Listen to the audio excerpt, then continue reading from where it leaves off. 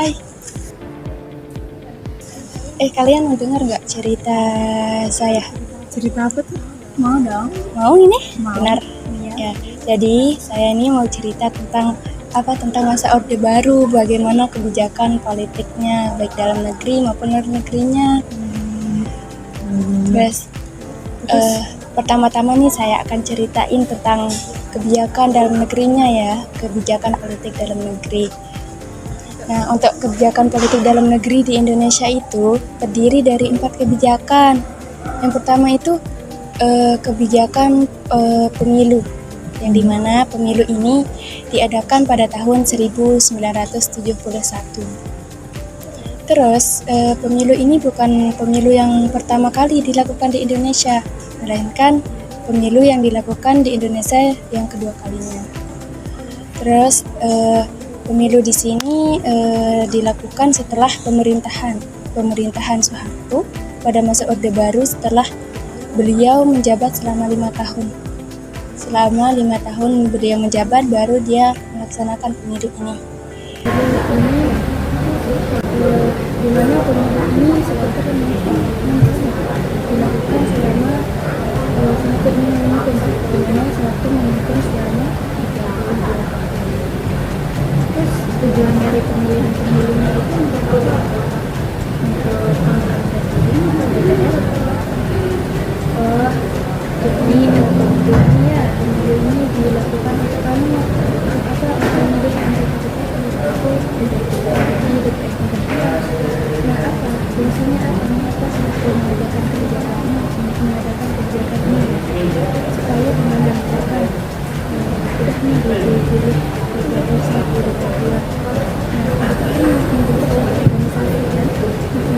suara-suara DPR ini itu akan memperkuat suaranya pas dia itu salah satu kebijakan politik dalam negeri itu pemilu 1971. Terus yang terus ya guys, kebijakan kedua dari satu ini dia kebijakan dari yang kedua itu namanya penyederhanaan isi partai politik. Gimana penyederhanaan isi partai politik ini adalah menyederhanakan politik kan pada saat itu terlalu banyak partai politik, jadi menyederhanakannya dari kebijakan yang pertama itu partai yang itu dinamakan P3 Partai Persatuan Pembangunan. Yang kedua itu Golkar, yang ketiga itu PDI. Nah, dari ketiga partai ini partai Golkar ini yang berdiri sendiri tanpa adanya campur partai-partai lain. Iya, makanya kenapa demikian Soeharto melakukan penyederhanaan atau politik ini karena pada saat itu karena terlalu banyak partai politik sehingga banyak terjadi perpecahan atau kesalahpahaman ideologi dari partai-partai politik pada saat itu. Nah, karena hal itu kemudian Soeharto mendirikan menjadi 3 partai politik Indonesia.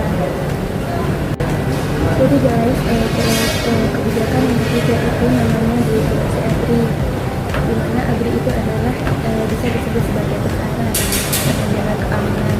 Tapi pada masa ini dia bukan hanya sebagai penjaga keamanan, tapi juga sebagai organisasi atau organisasi yang memiliki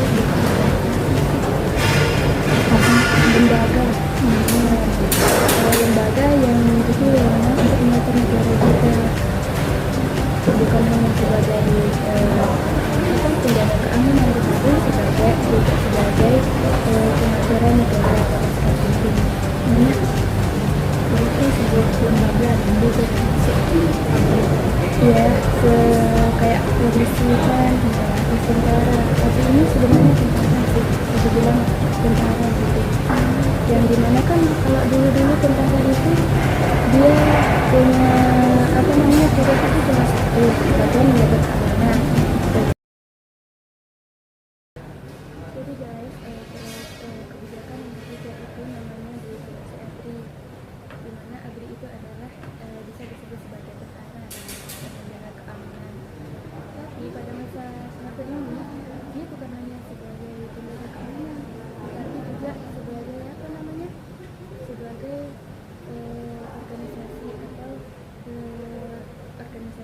itu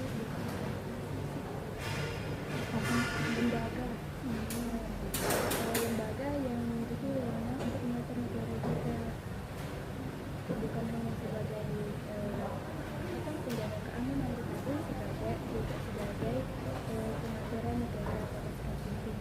Namanya berarti sebuah lembaga gitu termasuk ya kayak polisi kan, tentara. Tapi ini sebenarnya tentara sih, bisa dibilang tentara gitu.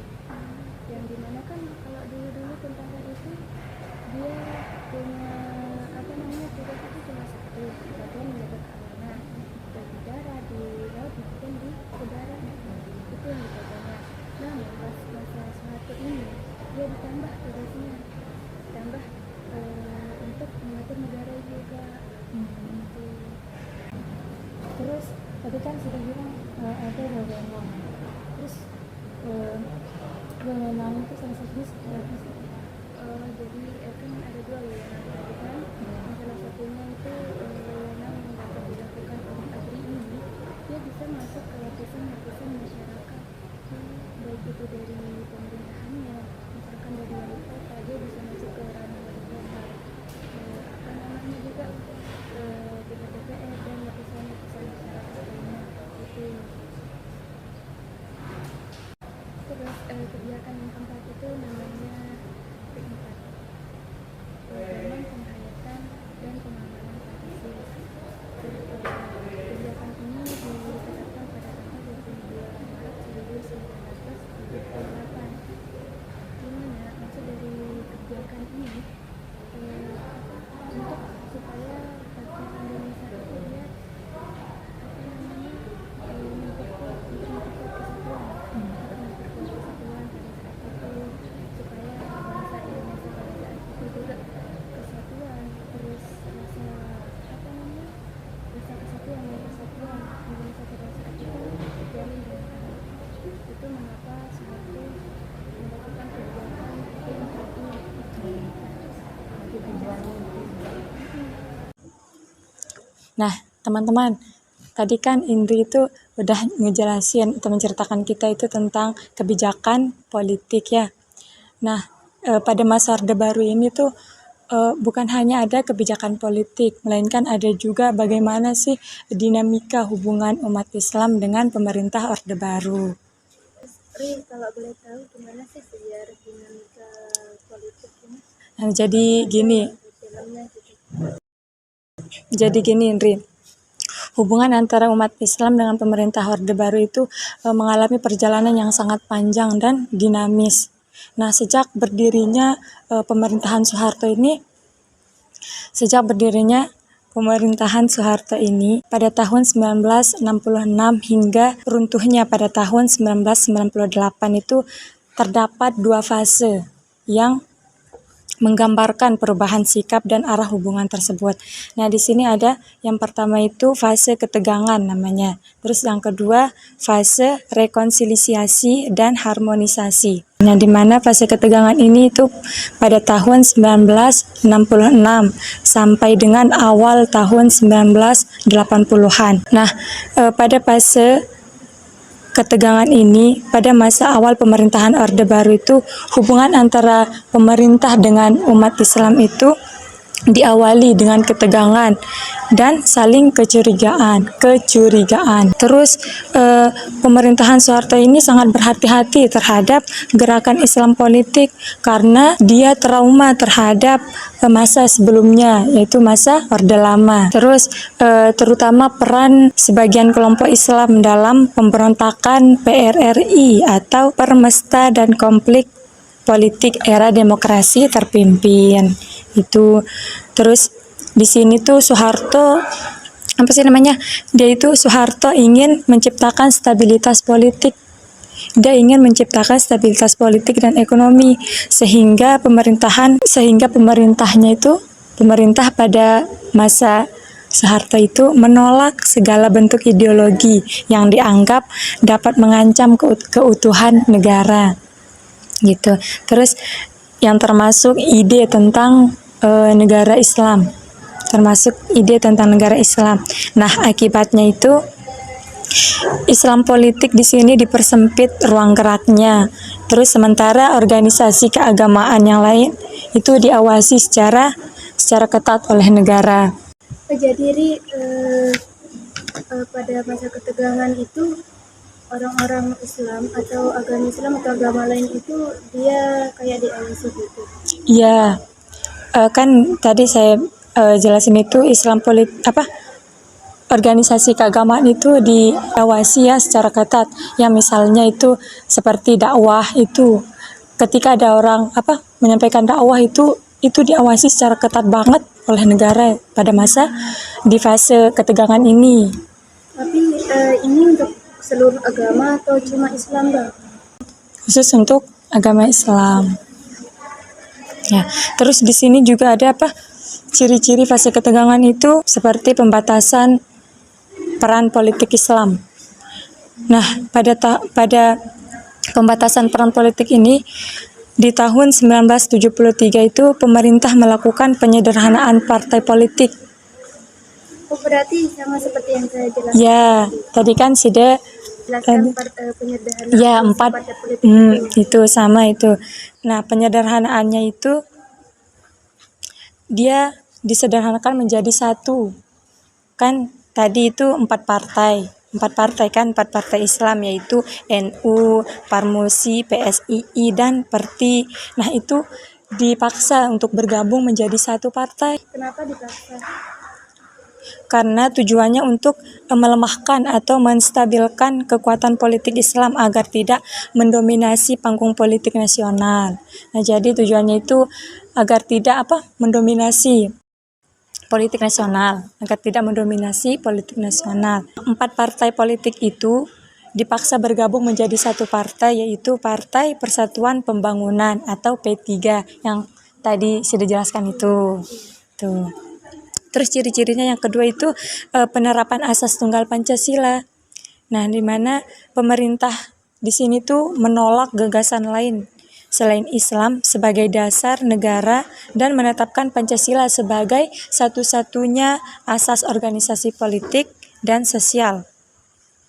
Akibatnya, karena kebijakan ini tuh membuat banyak tokoh Islam merasa kehilangan ruang ekspresi politik dan ideologinya, karena mereka tidak lagi bisa secara legal untuk menggunakan Islam sebagai landasan perjuangan politik mereka atau identitas utama organisasi mereka, meskipun mayoritas penduduknya itu beragama Islam. Itu.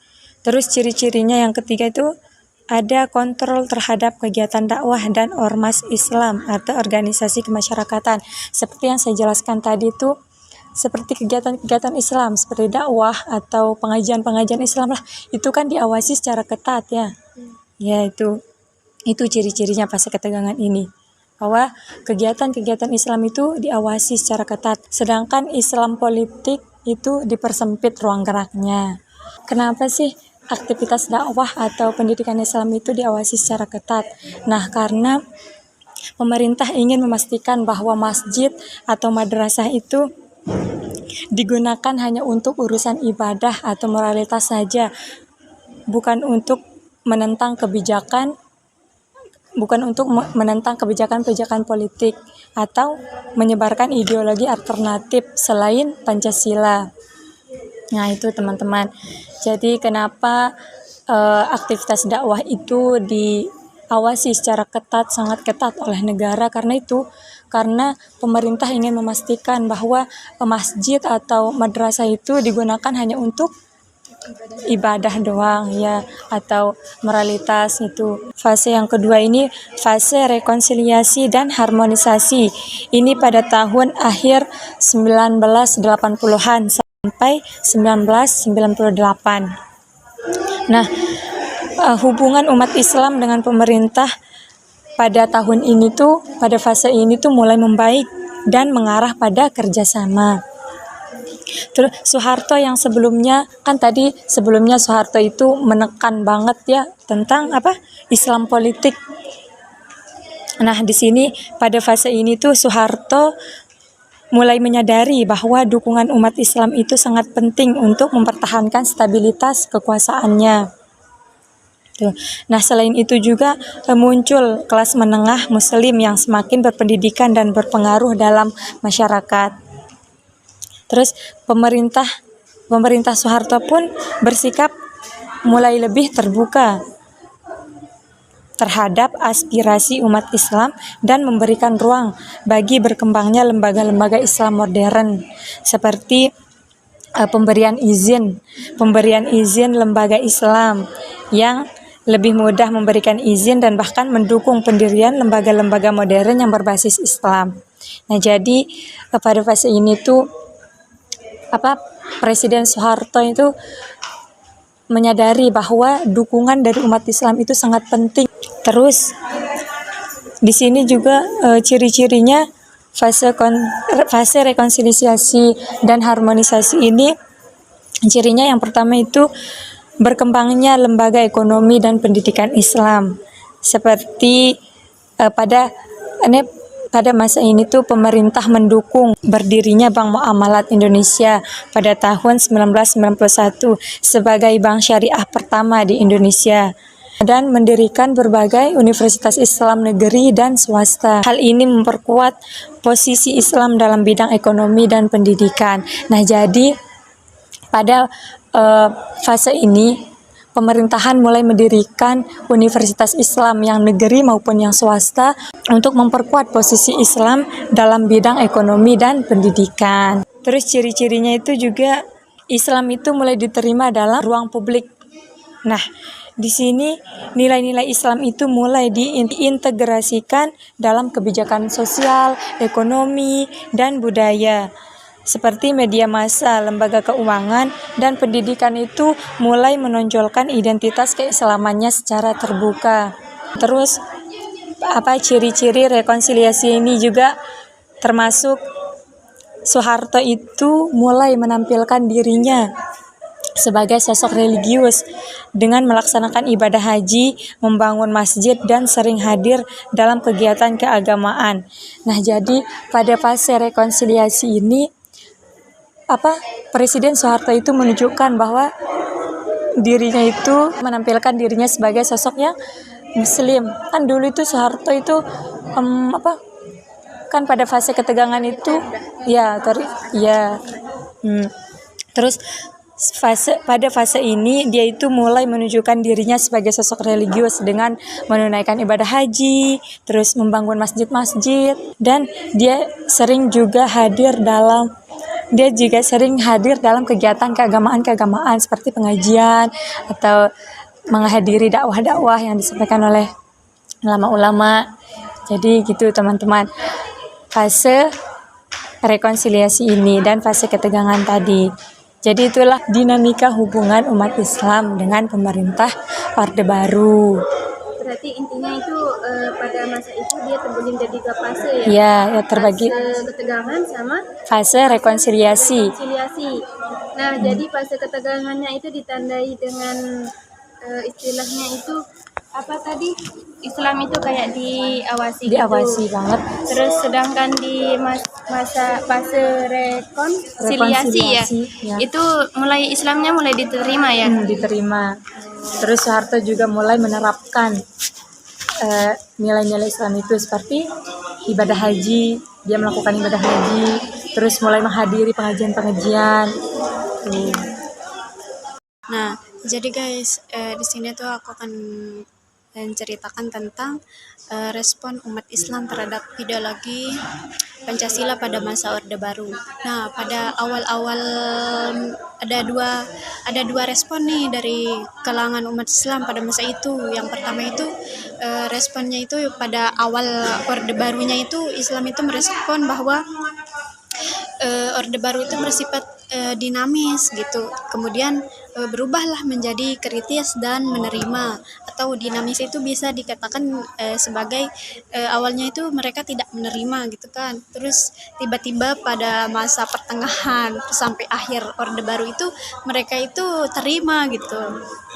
Adapun beberapa alasan lah begitu mengapa umat Islam itu tidak terima awalnya kepada Orde Baru itu. Nah, jadi pada awal dari sikap kritisnya itu menjadi penerimaan. Jadi pada masa awal Orde Baru itu banyak kalangan Islam merasa kecewa dan curiga terhadap Pancasila karena pemerintah menjadikannya itu sebagai asas tunggal dan alat kontrol politik untuk membatasi peran umat Islam.